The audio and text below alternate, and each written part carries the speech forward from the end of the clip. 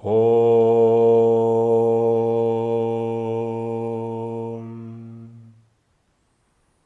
Om.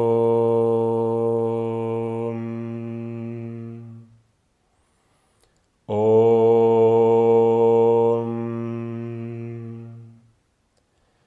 Om. Sahana bhavatu, sahanau bhunaktu, sahaviryam karavavahai, tejasvina bhaditamastu, madvidvishavahai. Om Shanti Shanti Shanti. Sadasiva Samaramban Shankaracharya Madhyaman Asmadacharya Paryantam Vande Guru Paramparam. Hari Om Shri Gurubhyo Namaham. Hari Om. En la próxima expiración bajamos la cabeza hasta que la barbilla toque el esternón. Saludamos a los maestros, especialmente a Swami Dayananda, Shankaracharya. Bajamos las manos, levantamos la cabeza, abrimos los ojos. Bien, pues nos habíamos quedado en la clase anterior. Hemos estado viendo en la clase anterior cuál es el problema fundamental, cuál es el problema que tiene el ser humano. Y hemos visto, haciendo un resumen, que el problema fundamental del ser humano es el sentido de limitación, el sentido de deficiencia, en otras palabras, el sentido de carencia. Y lo que permanece como invariable en cada deficiencia es el yo. Y podemos verlo en innumerables ejemplos que podemos tomar.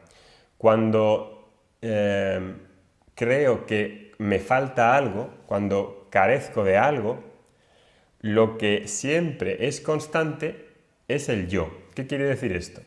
Si pienso que me falta la seguridad, que vimos en las clases anteriores, que se llama artha, la seguridad en diferentes formas, dinero, un lugar de cobijo, alimentos, ropa. Cuando siento que carezco de algo, hay muchas cosas de las que creo que me faltan, de las cosas que creo que carezco, que soy deficiente. Carezco de dinero, me falta más dinero, me falta reconocimiento, me falta nombre, me falta seguridad, me falta riqueza, me falta entretenimiento, diversión. Me faltan un montón de cosas que si veo lo que quiero alcanzar, todas esas cosas que no tengo hoy, ¿verdad? No las tengo hoy, por lo tanto carezco de ellas. Invariablemente, en todas ellas, si las analizo, siempre lo que es variable es esa parte de la que carezco. Pero lo que aparece como denominador común en cada una de ellas es el yo. El yo. Es decir, que este sentido de carencia por la búsqueda de artha, de kama y de dharma, en todas ellas siempre el denominador común es el yo. Es decir, que el problema de la deficiencia, de la carencia, del sentido de limitación no está en lo externo, no es algo extrínseco a mí, sino es algo inherente a mí, algo centrado alrededor de este yo, de lo que creo ser, porque es lo que permanece siempre invariable. Yo carezco de dinero, yo carezco de entretenimiento, yo carezco de nombre y de fama. Todas esas cosas que cada una persona cree que carece y que se convierten en sus deseos, los deseos pueden ser muchos y variados, pero detrás de cada deseo aparece esa persona, ese yo sustancial de forma repetible, de forma constante.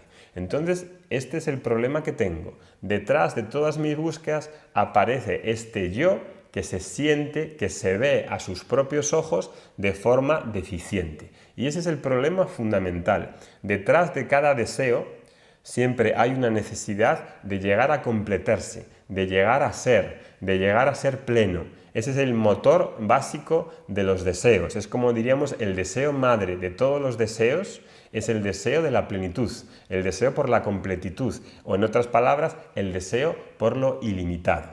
Entonces, este sentido de carencia, este sentido de limitación, ¿es real o no? Porque si es real mi sentido de limitación, mi sentido de deficiencia, mi sentido de carencia, y es real, entonces no hay nada que hacer.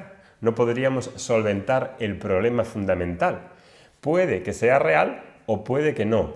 O puede que lo vea como real y lo que haga es que superponga una creencia, tenga un error de cómo me lo tomo y creo y lo doy por verdadero, lo doy por real. Si el problema es real, este problema no se puede solventar.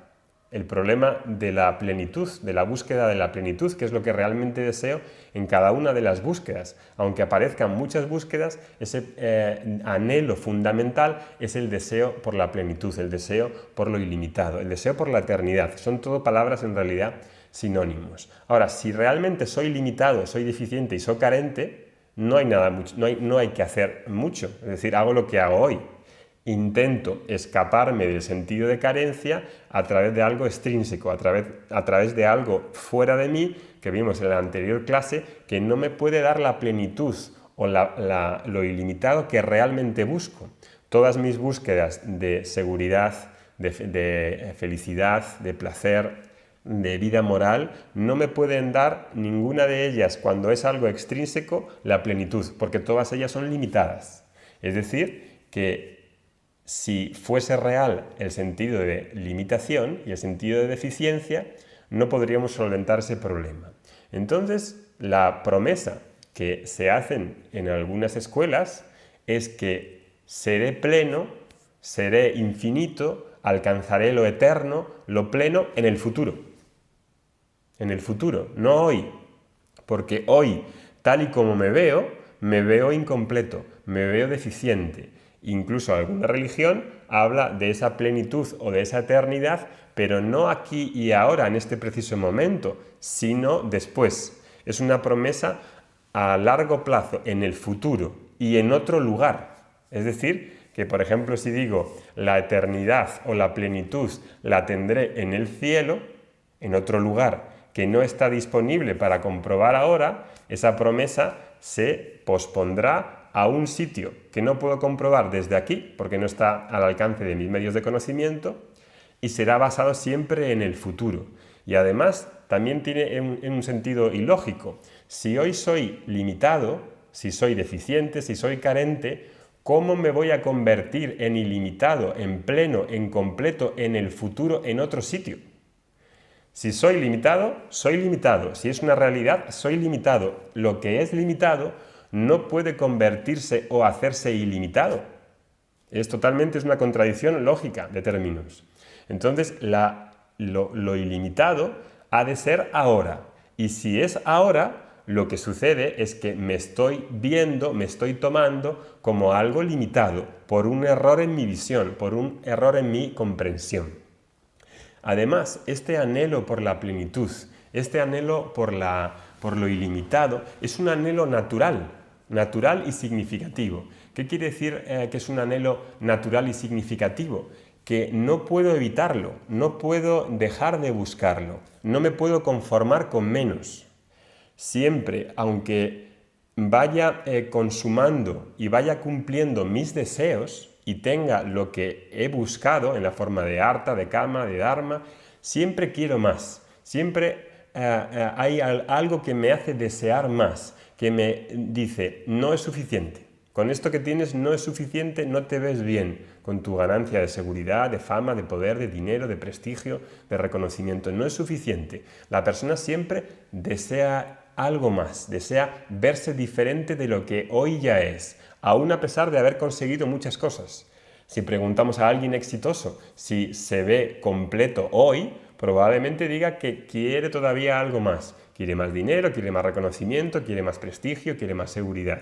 Parece que esa búsqueda nunca acaba. Parece que siempre estamos corriendo, ¿verdad?, detrás como ratoncillos. Entonces, ese anhelo por lo ilimitado es natural porque lo busco de una manera espontánea y significativo, es decir, que es algo que para mí tiene significado y debe de haber algún remedio.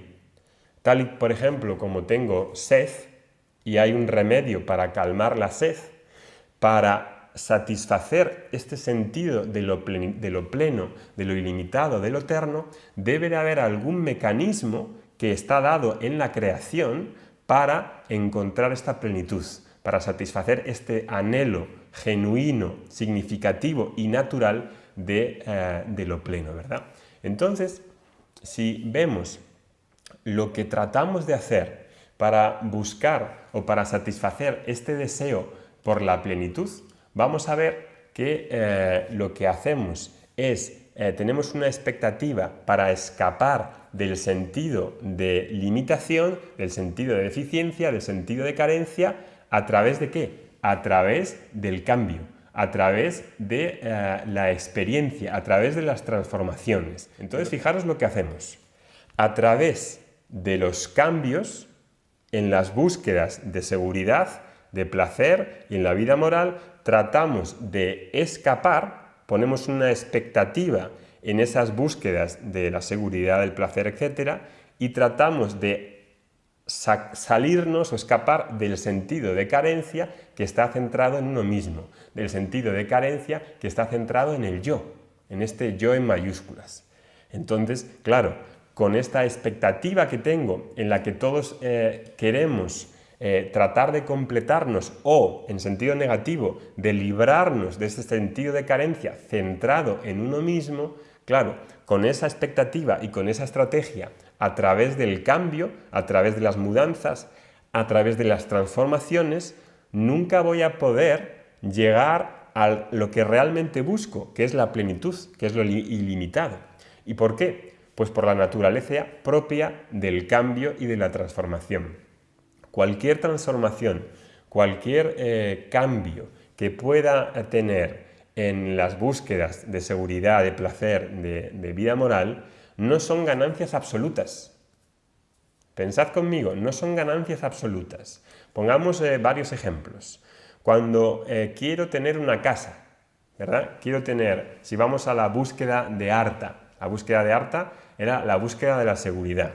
Y para satisfacer ese deseo legítimo, que es un deseo común, legítimo, natural, que tiene el hombre, que no es un deseo, digamos, malo. Luego hablaremos más de los deseos, porque a veces en la espiritualidad oriental los deseos aparecen como algo perverso, cuando no lo son en absoluto. Los deseos son el motor de la vida. Si no hay deseos nos quedaríamos pasmados, los deseos. Entonces vamos a ver que en el deseo por tener una casa, uno piensa que una situación, un cambio situacional en la casa, en tener una casa, me va a dar esta felicidad que busco. Y vamos a ver que un resultado basado en el cambio, en el de obtener una casa, no implica una ganancia absoluta. ¿Qué quiere decir que no implica una ganancia absoluta? Que cuando me compro una casa, tengo también una pérdida. ¿De qué tengo una pérdida? Pues de dinero. Tengo que pedir un préstamo si no tengo dinero, tengo que tomar los ahorros que tengo en el banco y los tengo que implicar en la compra de esta casa. La nueva casa implica más gastos. Si es una casa grande, los que tenéis una casa grande sabréis que tener una casa grande es un sinfín de gastos. Mantenimiento del jardín, mantenimiento del sistema de alarmas, mantenimiento de la limpieza. Uno tiene que contratar a una persona para que venga a limpiar la casa. La ganancia absoluta que creía en términos de felicidad se ve restada con pérdidas relativas que hace que pierda dinero, que invierta dinero, ¿verdad?, en gastos que no había pensado, que haya un mantenimiento y que no invierta ese dinero en otras alternativas, en otras oportunidades de inversión, por ejemplo, y de esfuerzo que tengo que hacer para conseguir esa casa. Entonces, todo lo que veamos que implique un cambio siempre va a tener una contrapartida, es decir, que va a perder algo.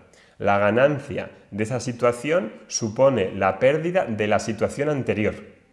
Bien, entonces la plenitud, ¿verdad? La plenitud no puede estar ahí, porque la plenitud, lo ilimitado, no tiene cambios. Pensadlo bien, lo ilimitado no tiene atributos, lo ilimitado no está sujeto al tiempo y al espacio, lo ilimitado no cambia. Lo ilimitado es ahora, no tiene principio ni tiene fin. Entonces, si quiero buscar lo ilimitado, lo pleno, lo completo, que es lo que realmente busco, el esfuerzo y la acción que involucra un cambio no pueden producirme lo ilimitado. ¿Por qué? Porque el esfuerzo y la acción para conseguir algo que no tengo ahora va a suponer siempre la pérdida de la situación anterior. Y el esfuerzo y la acción, como vimos en la clase pasada, siempre implican que en el tiempo y en el espacio, con el esfuerzo consigo cosas, ¿sí? En el tiempo, cuando quiero conseguir la casa, tengo que ahorrar dinero, tengo que trabajar, ¿verdad? Tengo que implicarme a través del esfuerzo y la acción para conseguirlo. Pero el esfuerzo y la acción producen resultados y frutos finitos. Esto lo tengo que tener claro. Y lo finito es finito. Lo finito más algo finito sigue siendo finito. Si busco lo infinito, si busco la completitud, la plenitud, no puede salir de las acciones en el tiempo y en el espacio. No pueden salir de mi resultado del cambio, porque el cambio implica esa limitación que tiene el principio y el final, el tiempo y el espacio. Entonces, claro, hay que darse cuenta de que lo que busco realmente, el fin que busco, el purusartha, la meta que busco, que es moksha, que es la felicidad, que es la paz que busco, no puede, hay una contradicción, entre lo que busco, entre lo que quiero y los medios que tengo para obtenerlo. Hay una contradicción entre la paz y la felicidad que busco y los medios que estoy operando para obtenerlo.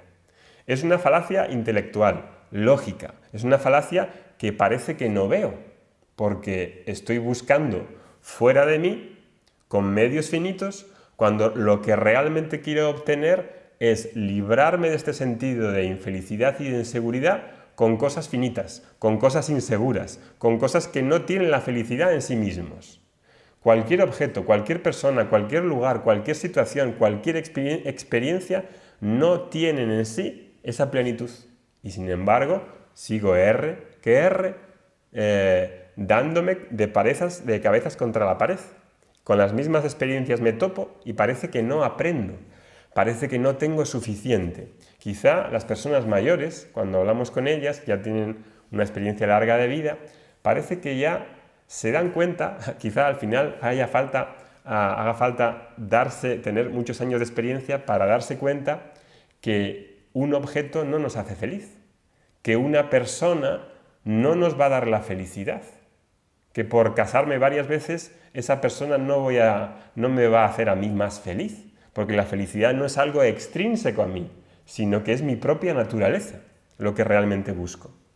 Entonces, veo que esta contradicción entre fines y medios es algo que he de ver, que he de comprender, no es algo a practicar, es algo primero a ver, porque si no sé en qué consiste la felicidad, si no sé en qué consiste esta plenitud que busco, ¿cómo narices voy a poner los medios para llegar a ella?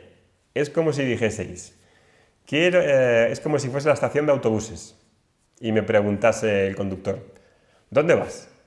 Y yo dijese, pues no sé, el primer autobús que salga.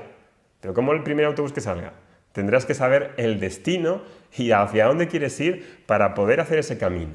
Pues la verdad es que cuando iniciamos una disciplina espiritual, no hemos reflexionado de realmente qué es lo que buscamos. Muy sinceramente, nos ponemos a practicar cosas que nos pueden dar un cierto bienestar relativo, pero no nos hacemos esta cuestión fundamental de cuál es el propósito de la vida, cuál es la meta que realmente estoy buscando detrás de todas mis actividades, en qué consiste la felicidad, cuál es la naturaleza de la felicidad, de la plenitud, de lo ilimitado. Parece que estas cuestiones no son importantes, parecen que pasan desapercibidas y precisamente esta es la cuestión más fundamental. Pero realmente, cuando nos preguntan a nosotros que estamos estudiando esto, ¿Y tú por qué haces esto? Esto no es una pérdida de tiempo, estar pensando, estar reflexionando, haciendo una vida que tenga sentido, que sea acorde a lo que estás buscando. Y algunas personas parecen que o consideran que esto es una pérdida de tiempo. Precisamente en resolver este problema fundamental, esto es lo que más urgencia nos debería de dar. Esto es lo más apremiante que tendríamos que tratar de resolver, porque si no está enfocado bien, nos perdemos el tren y cogemos un tren equivocado que nos lleva a un sitio que no sabemos dónde nos lleva. Es decir, que estamos montándonos en trenes continuamente que nos llevan a sitios, pero que quizá no sea el sitio que realmente queremos ir, ¿verdad? Entonces, este tema es fundamental de plantearlo, de resolverlo, de comprenderlo para poder luego hacer un planteamiento, un proyecto de vida que vaya hacia allá. Swami Dayananda suele decir, si no sabes a dónde vas, si no tienes claro cuál es el propósito de la vida, cuál es el propósito de la felicidad, cuál es su naturaleza, ¿cómo vas a ir hacia él? Primero requerimos comprensión de cuál es la naturaleza del problema para después poder elegir las acciones o las vías que son naturales a ese problema. Es como si dijéramos, imaginad que digo, empezad a barrer para encender la luz. Sí, como me oís. Barred el suelo para encender la luz. Claro, si uno escucha eso, la primera vez que lo escucha dirá, Óscar se tiene que estar equivocando. ¿Qué conexión hay entre barrer y que se encienda la luz? Quizá la primera vez que lo escucháis diréis, bueno, como es Óscar y es mi profesor en esta clase de Vedanta, le voy a hacer caso. Y entonces cojo y barro un poquito, como lo ha dicho el profesor, a lo mejor tiene razón, lo voy a creer. Cojo el cepillo, empiezo a barrer y veo a la primera de cambio que barrer y encender la luz no tienen absoluta ninguna conexión. Si entiendo esa desconexión, esa contradicción entre el fin y los medios, entre que el cambio y la transformación no me pueden dar la felicidad que anhelo, la plenitud, entonces estoy listo para empezar la clase de Vedanta. Si realmente sé y no voy a intentar más ese intento de barrer para que se encienda la luz, es decir, no voy a intentar más hacer cambios para ser pleno, entonces estoy listo. He comprendido, he dado el primer paso para entender que la plenitud no se alcanza con ningún cambio. No porque no haya que hacer cambios, porque cambios vamos a tener que hacer, cambios es algo que es irremediable, pero no con la expectativa de que voy a obtener lo ilimitado y lo infinito. Eso es lo que hay que tener claro. Trabajar, vamos a seguir trabajando. Desear, vamos a seguir deseando. Todo eso sigue, pero las expectativas de dónde colocamos la felicidad es lo que tenemos que tener claro, porque generalmente colocamos las expectativas de la felicidad en cestas equivocadas. Y esto es lo que está resaltando en esta parte en la clase de Vedanta. Bien, llegado a este punto, podemos decir que si lo que realmente busco es esta felicidad, esta paz, que no está en la forma de cambio, que no está en la forma de controlar el mundo, que no está en la forma de cómo voy a manipular las situaciones, el mundo, la gente para que consiga lo que yo quiero, si la felicidad que busco realmente es lo ilimitado ha de incluirme ya. Fijaros en esto, pensad conmigo, si existe algo ilimitado, si existe lo ilimitado, lo infinito, ¿cómo va a haber, por un lado, lo infinito más lo finito? Es una contradicción. Si hay algo ilimitado, me ha de incluir a mí, porque si hay algo infinito, no puede coexistir al mismo tiempo lo finito con lo infinito, lo limitado con lo ilimitado. No puede, es como si no pueden coexistir la luz y la oscuridad al mismo tiempo. Lo ilimitado y lo ilimitado no pueden vivir juntos, con lo cual, si hay algo ilimitado, me ha de incluir a mí. Me ha de incluir a mí. ¿Y qué significa que me ha de incluir a mí? Que yo, si busco esa plenitud, debo de ser ya esa plenitud. No puedo producirla o crearla por mi libre albedrío. Yo no voy a producir una experiencia de plenitud porque la plenitud ya es ahora. Lo ilimitado ya es ahora. Lo ilimitado no tiene ni principio, ni medio, ni final. Lo ilimitado es el presente continuo. Es una presencia continuada, que no tiene duración, que no tiene intervalos, que no tiene tiempo. El tiempo y el espacio están en lo infinito, no al revés. Entonces, eso ha de incluirme a mí ahora. Entonces, si me incluye a mí ahora, y yo ya soy eso pleno y soy esa felicidad en mi naturaleza que busco, entonces, ¿cuál es el problema? Pensad conmigo. Si la plenitud es algo que ya tengo conseguido, ¿el problema entonces cuál es? Que no lo reconozco, que no lo veo. Tengo un error sobre cómo me tomo y me tomo como algo limitado, lógico, como el cuerpo, como la mente, con los sentidos. Si me tomo a nivel de identificación nuclear de mi personalidad como el cuerpo, la mente y los sentidos, normal que diga que soy limitado, es lo natural. Porque el cuerpo es limitado, la mente es limitada y los sentidos son limitados. El personaje, los roles de ese personaje relativo, que es el yo en minúsculas, ese personaje relativo es limitado.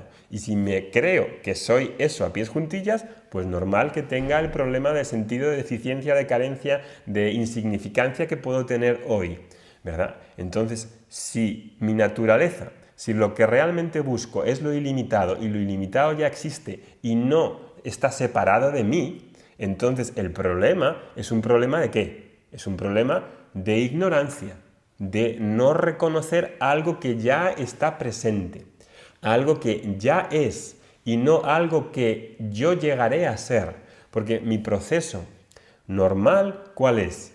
Que tal y como soy ahora no me veo bien y por lo tanto tendré que llegar a ser. En inglés, Dayananda habla de to become, llegar a ser, el verbo llegar a ser, llegar a convertirse, y to be, el verbo ser. El verbo ser implica actualidad, implica ahora, implica que es algo que uno es. Y el verbo to become, el llegar a convertirse, implica futuro. Es algo que llegaré a ser, ¿verdad? Entonces, en este sentido de limitación, siempre parto de la premisa de que como me veo deficiente, tendré que llegar a ser alguien en el futuro. Y esa es la manera en la que encaro la vida. Hoy no me veo bien y despliego un conjunto de deseos. Esos deseos tendrán que ver con mis opiniones subjetivas, con mis valores subjetivas de lo que creo que es bueno, de lo que creo que me va a hacer feliz, y ahí hay muchos deseos subjetivos, ¿verdad? Y varían con la edad, ¿verdad? Etcétera. Y todo eso, ese despliegue de deseos, supuestamente lo tengo que cumplir, ¿verdad? Me pongo el listón generalmente muy alto para que en el futuro llegue a ser esa persona que quise ser en algún momento de mi vida. Claro, ¿qué es lo que pasa? Que llegada a cierta edad, ¿verdad? Los 30, los 40, uno se da cuenta que muchos de esos deseos no se cumplen. No se cumplen. Y está bien que no se cumplan, porque si se cumpliesen todos los deseos solo con pensarlos y desearlos, el mundo sería un caos. Habría invasión de deseos de unos con otros, ¿verdad? Y no podríamos funcionar. Entonces, este encuentro con la frustración de no alcanzar ser la persona que quise ser idealmente cuando hice mi imagen ideal de llegar a ser, ¿verdad? Pues salta a la luz en determinadas épocas de mi vida cuando tengo ciertos conflictos con eso que quiero llegar a ser. Llegar a ser. Lo que estamos hablando en Vedanta es que por un error cognitivo, por un error de compresión, me pierdo esta plenitud y me identifico con la sombra de lo que soy, con la sombra del ser. Y este problema no es otro problema que el problema de la ignorancia. El problema de la avidya. La palabra avidya significa ignorancia. Este tema de la ignorancia hace que lo que me separe de esta plenitud, lo que vea que es lo que realmente me falta, es una separación que no es real. Es una separación a causa de la ignorancia. Y no necesito ninguna experiencia, ni ningún cambio, ni ninguna transformación, sino eliminar destruir, quitar del medio la ignorancia de lo que yo ya soy. Es decir, que el poder que tiene esta ignorancia es como el poder de un mago. Cuando un mago hace un truco de magia, la audiencia ve desde fuera el truco y dice, anda, es un mago, tiene magia. El mago sabe perfectamente el truco que hace, ¿verdad? Para que salga el truco de magia. El poder que se llama el poder de Maya, el poder de Maya de la ignorancia es que nos hace cubrir y no ver lo que realmente somos. Ese es el poder y parece que crea una distancia entre lo que soy, ¿verdad? Y lo que creo ser. Y esa distancia es lo que me hace creer que tengo que hacer algo, tengo que llegar a ser tal persona con tales cosas, patatatín, patatán. La ignorancia me cubre mi verdadera plenitud, mi verdadera naturaleza y me tomo por algo que no es. Y lo que hago es llegar a ser a través de un proceso casi infinito de estar corriendo detrás de una zanahoria. Eso es lo que llamamos en sánscrito samsara. Samsara es la vida del devenir, la vida del llegar a ser. Cosa también, palabra muy curiosa, porque la palabra samsara la utilizan mucho los publicistas, ¿verdad? Y dicen, hay una marca francesa de perfume que se llama Samsara. Y la marca francesa está muy orgullosa del nombre que ha elegido, de la palabra samsara, cuando en realidad samsara tiene una connotación negativa, que es la vida de sombras, la vida del llegar a ser, de nunca ser, de convertirse, de estar llegando a convertir, pero nunca siendo lo que uno es. Entonces, llegado a este punto, si uno se para a pensar que el verdadero problema es un problema de ignorancia, que me da este sentido de separación, entonces uno tiene que realmente ser sincero en este tema y decir, ¿qué es lo realmente opuesto a la ignorancia? ¿Qué se opone a la ignorancia? ¿Qué es lo que destruye la ignorancia? Bien, solo puede destruir la ignorancia, solo hay opuesto a la ignorancia el conocimiento, y esto parece que lo tenemos claro, pero a nivel práctico parece que no lo tenemos claro. Pondré un ejemplo, un ejemplo clásico, ¿no? de Vedanta. Tenemos un cuarto oscuro, y en ese cuarto oscuro hay una cuerda. No vemos bien lo que hay, y como no vemos bien lo que hay por la oscuridad que hay en el cuarto, tomo a la cuerda como una serpiente. Veo ahí, hay una forma de serpiente y entonces creo que es una serpiente. Y digo, anda, ahí hay una serpiente.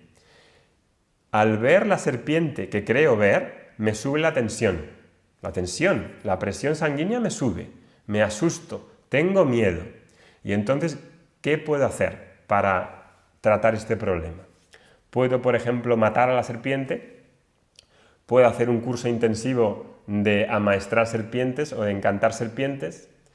Puedo coger un palo y pegarla. Puedo meditar, puedo sentarme allí en la sala y meditar en la serpiente. Puedo empezar a hacer asanas. Imaginaros, veo ahí la serpiente y hago trikonasana, ¿verdad? Para ver si me calmo y con esa calma, con esa paz mental, en silencio, elimino el problema de que realmente estoy viendo una serpiente donde no hay serpiente. Es decir, que el problema real es que estoy superponiendo una serpiente donde no hay serpiente ninguna. Entonces, ¿cuál es el problema real? Que por la oscuridad que hay en la luz, no veo y confundo una serpiente con una cuerda. ¿Cuál es la solución radical a ese problema? Encender la luz y ver que ahí no hay serpiente ni hay nada. Ahí lo que hay es una cuerda. Entonces, fijaros lo sencillo que es ver cómo se resuelve el problema a nivel fundamental y lo difícil que es salir de la mentalidad de que tengo que hacer algo con la serpiente, que es lo que estamos haciendo continuamente. Si el problema es la ignorancia, lo que no puedo hacer es ponerme a correr. Imaginad que vais a un curso, queréis hacer un curso de cocina. cocina, por ejemplo, tailandesa.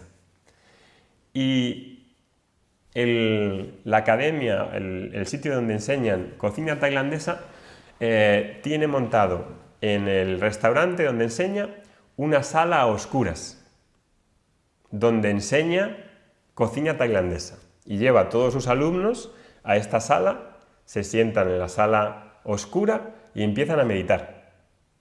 Pasado varios días de meditar a oscuras en la sala, dice, se acabó ya el curso de cocina.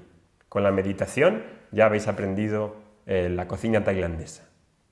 Un momento, aquí me he perdido algo. ¿Cómo que meditando sobre la cocina tailandesa voy a aprender cocina tailandesa? ¡No!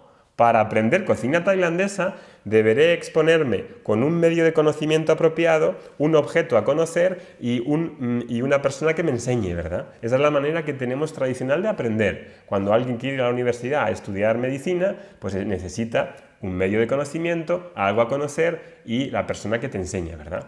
Entonces, ¿por qué creemos que el problema espiritual es diferente y nos ponemos tan voluntariosamente a hacer cosas? A practicar asanas, a hacer meditación, a hacer oraciones, a hacer muchas disciplinas que tienen su valor, que obviamente tienen un valor que ya hablaremos durante el curso, tiene un valor de purificación, tiene un valor sobre un estilo de vida más conductivo, pero que no resuelven este problema fundamental de la ignorancia. Para la ignorancia solo existe el remedio del conocimiento. Y eso no es ser fanático o radical, es reconocer la realidad de lo que es el conocimiento. El conocimiento trata sobre lo que es, sobre lo que ya es, y quita los errores hasta que se ve claramente lo que es, ¿verdad? Entonces, aquí, si vemos esto, si una persona, un buscador, entiende esto, buscará y se comprometerá a destruir la ignorancia sobre uno mismo, que es mucha y hay una capa enorme de ignorancia sobre lo que creo ser, para destruir esa ignorancia y ver, como en el ejemplo de la cuerda y la serpiente, claramente que la serpiente es una superposición de algo que solo existe en mi mente y que tiene una realidad para mí. Me sube la tensión, tengo palpitaciones, tengo miedo, es decir, que es muy real para mí, pero que está basado en algo que no tiene una realidad completa, que no tiene una realidad absoluta.